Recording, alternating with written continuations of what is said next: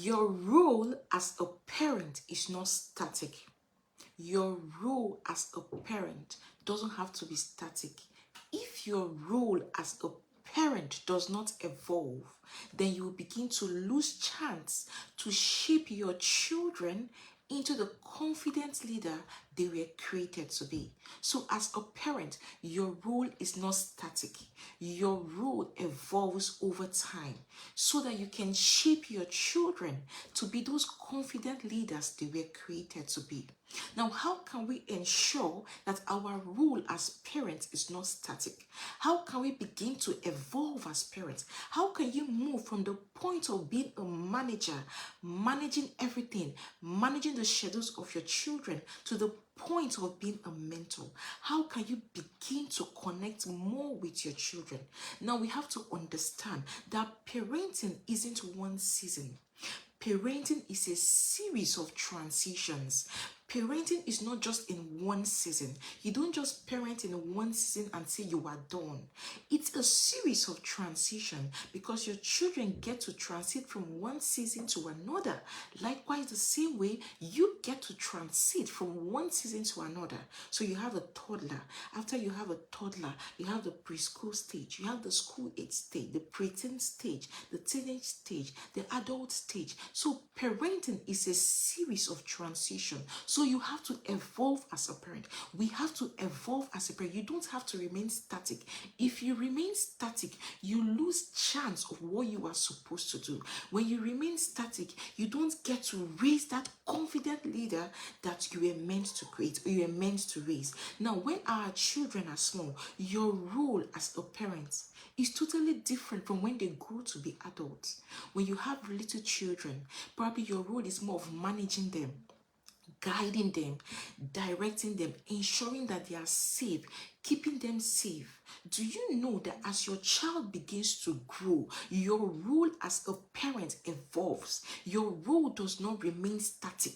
Now your role evolves into the role of being a mentor. So you become the first mentor of your child. Name it, whatever mentor you want to call it, you become the first mindset mentor of your child. You become the first learning mentor of your child. You become the first parent mentor of your child. You become the first spiritual mentor of your child. Because as your child grows, you no longer have to remain static.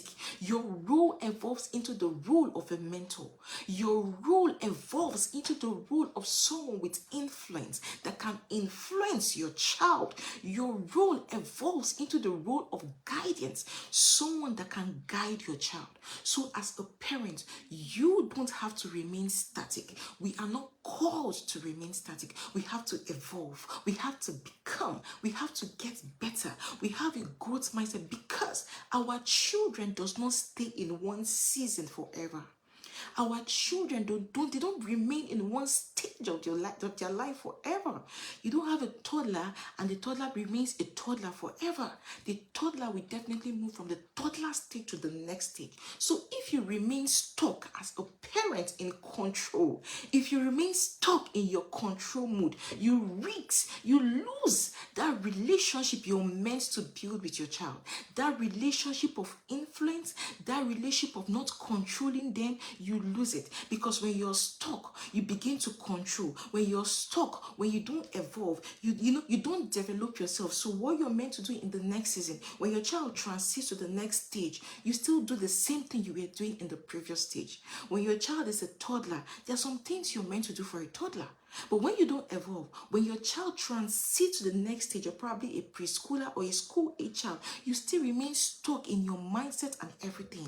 That is why as parents, we have to evolve. You don't have to remain stuck. You're not called to remain static. You have to evolve. As your children evolve into different seasons, that is the same way we are called to evolve. Evolve in all ramification, in your knowledge, in your growth, and in everything we do. Another thing we need to understand as parents, you have to shift from micromanaging your children to mentorship. A lot of us micromanage our children. A lot of us are just there. You're dishing out the rules, dishing out the command. But what if you begin to mentor? What if you begin to teach? What if you begin to guide?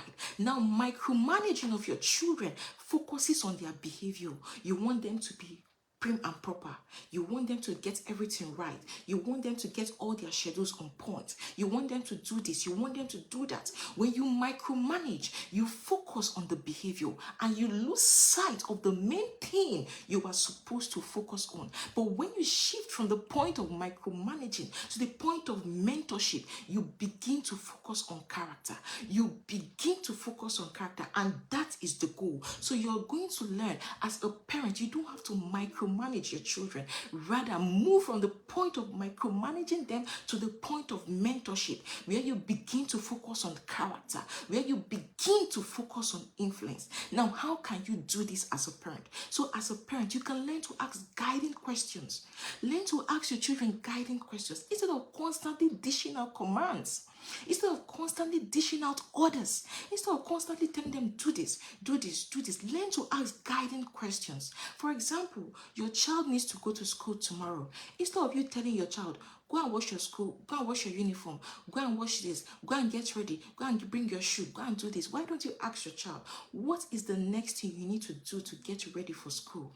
You're helping, you're guiding, you're mentoring that child to take charge, to take responsibility of their own process. You're not micromanaging the child. So learn to ask guiding questions to your children. Ask them, what do you think about this? What is the next thing you need to do? Don't be that parent that constantly dish out the commands to your child. When you do that, you lose focus of the goal. When you do that, you are micromanaging and not mentoring. Let them make age-appropriate decisions and let them learn from their mistakes. Don't be that parent that is always shielding. You're always guiding. You don't want them to make mistakes. You want to do it because you want it to be 100%. You want to do it because you feel when they do it, they are going to make mistake. They are not going to get it. When you do that, you micromanage your children. When you do that, you're not moving from the point of mentorship. Rather, you're still stuck in your old ways of micromanaging your children. So allow them to make age-appropriate decisions, and when they make those decisions and they make mistake, when they fall, you teach them, you guide them on how to make better decisions next time. For example, you have a toddler that is learning how to put on their dress themselves.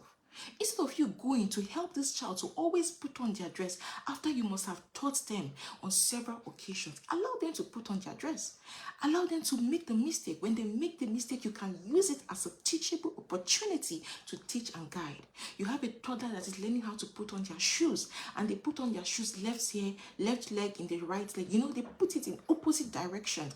Allow them to make the mistake. When they make the mistake, you don't just sit and overlook it. No, you see it, you teach it, you teach them what to do next time, and you guide them.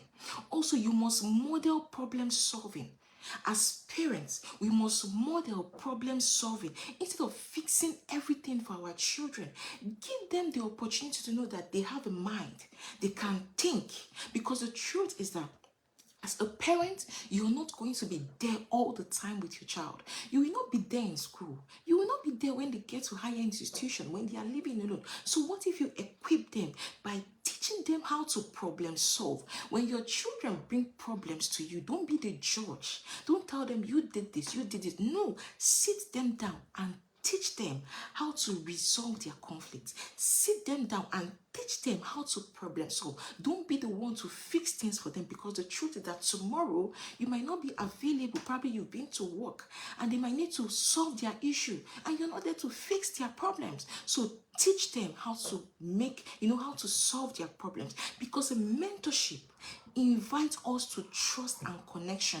When you begin to mentor, you connect in different ways. You connect through building skills. And one of the skills I just mentioned is the skill of problem solving. But when you micromanage your children, you breed distance. When you micromanage them, they are far from you because they just do your command. What mommy says, that is what goes. When you micromanage them, you breed rebellion. Children become rebellious because they are following your orders. They are following your commands. They are following they're just following you. So learn to move from the point of micromanaging your children to the point of mentorship.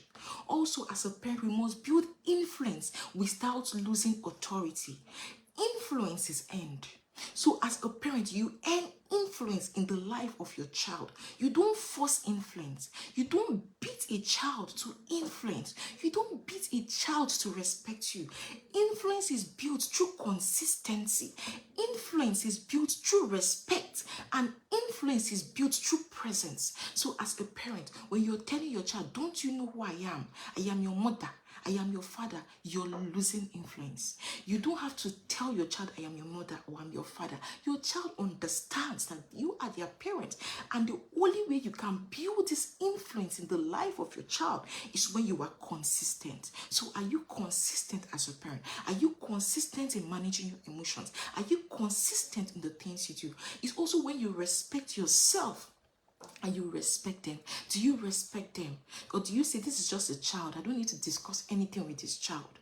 Influence is built when you're present. Are you present as a parent? Are you a present parent? A present parent and an involved parent. Not a parent that is present but absent. Not a parent that is physically there but emotionally distant or spiritually distant. Influence is built through consistency, through respect, and through presence. And that is one of the ways you can build influence in the life of your children. How can you build this influence? Learn to keep your promises as a parent. Don't promise A today and tomorrow you're doing B. No. Learn to keep your promise. Learn to listen more than you lecture. A lot of us talk. We don't listen. Learn to listen. When you listen more, you are going to learn what to teach, and you will help your children to build influence. You build influence in the life of your children. Also, learn to create safe space for open dialogue. Safe space without fear of judgment. Safe space without judging your children. Your children should be free enough to come and say, Daddy, this is the way I feel. Mommy, this is the way I feel. So create that safe space in your home. Your home should not be a place where your children are scared. What we did talk about, when they grow, that is where they make their memories. That should be a free zone. Obviously, there should be boundaries, there should be respect, but create the safe space for open dialogue. Have conversations with your children. The children should not be raised in an environment where they are scared. You're the lion of the tribe of Judah. When everybody sees you, everybody is sitting quietly. No, you must create a safe space for open dialogue in your home, because authority demands compliance. Authority demands compliance, but influence inspires respect. Influence inspires loyalty. When you influence your child, you get their loyalty. When you influence your child, you get their respect. Also, you must guide with wisdom, not fear. You must guide with wisdom, not fear. Now, fear-driven parenting creates anxious, approval-seeking children. You must guide your children with influence, not fear. When you raise them in fear, you make them to be anxious. You make them to seek approval. Oh, mommy, am I getting this? Am I beautiful? Am I this? Am I that? They are always seeking approval when you raise them in fear. But wisdom-driven parenting builds confidence. When you raise your children with wisdom, you build confidence and resilience in your children. So how can you parent with wisdom? Number one, learn to pause before reacting. Don't be the parent that's always talking.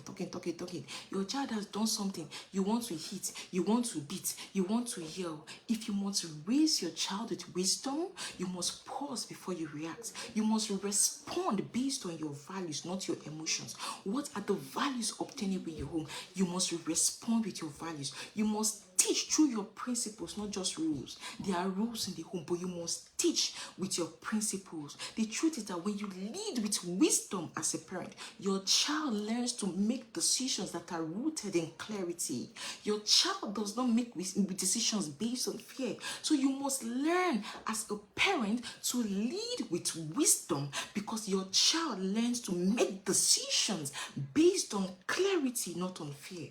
Also, you must raise thinkers, not followers. Are you raising a thinker in your home, or are you raising a follower that says, okay, mommy says this, so let us do this, daddy says this, let us say this, uncle said this, let us do this? No, you must raise a thinker, not a follower. So first of all, we must be thinkers as parents, not followers. The world does not need children that just simply follow. They follow this, follow that, not contributing their own knowledge. The world needs children that can lead. The world needs children that can innovate. The world needs children that can can stand strong?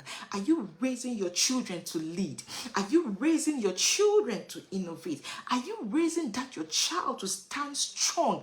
That is what the world needs. The world needs thinkers, people that can think out and bring solutions to problems, not people that are followers. How can you raise a thinker? Number one, encourage critical thinking in your home. So always ask your child, what do you think? When your child asks you a question, okay, daddy, why does this fish have this? Mommy, why is this thing here? Don't be the one to dish out all the answers immediately. Allow them to think and answer first. Tell them, you can reply back and say, what do you think?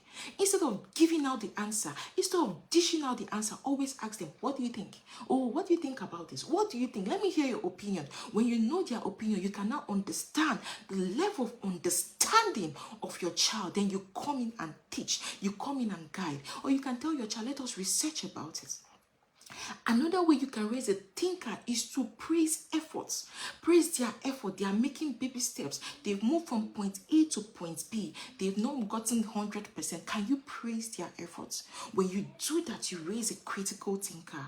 Now learn to praise their curiosity.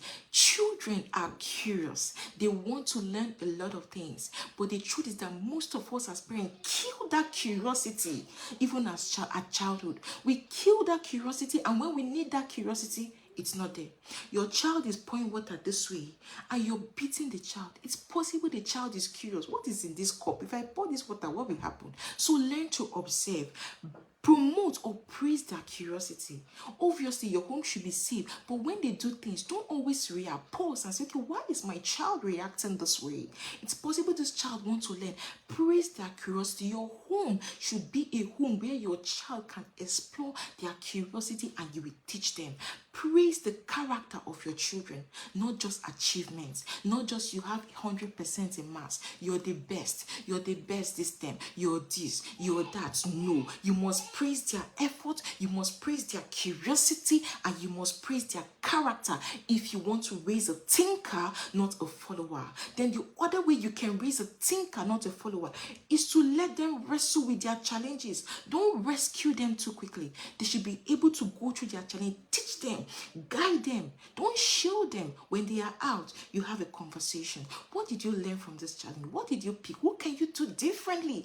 That is the way you can equip your children. So as a parent, raise a thinker, not a follower. We as parents should also be thinkers, not followers. Not parents that do everything, you just follow. You're not contributing. We must be thinkers, and we must raise children that are thinkers and not followers. Mentorship raises leaders who know how to think, not just what to think. As a parent, you are a mentor, and your role is to raise a leader that knows how to think, not just what to think. You don't tell them this is what you should think. Your role is to build them, to shape them, to raise them so that they are equipped and they know what to think per time. Now, as in summary, I'm going to tell us that as a parent, you were never meant to simply manage the schedules of your child. You were never meant to be the one to say, okay, it is time to do this. It is time for bath. It is time to do this. Yes, there's a season where you need to teach, you need to guide. You were never meant to control every move of your child. That is not your role. Your role is not to control every move of your child, but you were called to be a mentor. We are called to be mentors to our children. I am called to be a mentor. You are called to be a mentor to your child. You are called to be a guide. I am called to be a guide to my children, to myself, and everyone around me. You are called to shape leaders who will one day influence their world. That is what you are called to do. You're called to raise a mentor. You're called to be a guide. You're called to be a mentor, to raise a guide, to shape leaders that will one day influence their world. So you need to shift from micromanaging to the point of mentorship. When you do that, parenting becomes purposeful. Parenting becomes powerful. Parenting becomes, you start to act with a goal. So start today. Don't wait. Step back from control and start to connect. Step back from control and start to mentor. Lean into connection. Connect more, listen more, and don't lecture more. Listen more. Listen more and watch your child rise into the leader they were meant to be. So today, as a parent, choose to mentor and not to micromanage your children. And when you do that, you will see the resulting effect in your child and in everything you do.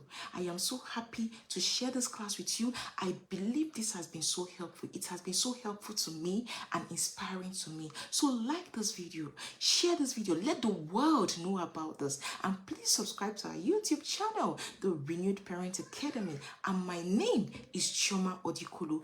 Thank you for your time. Till I come your way next time, to have a great day. Thank you and bye.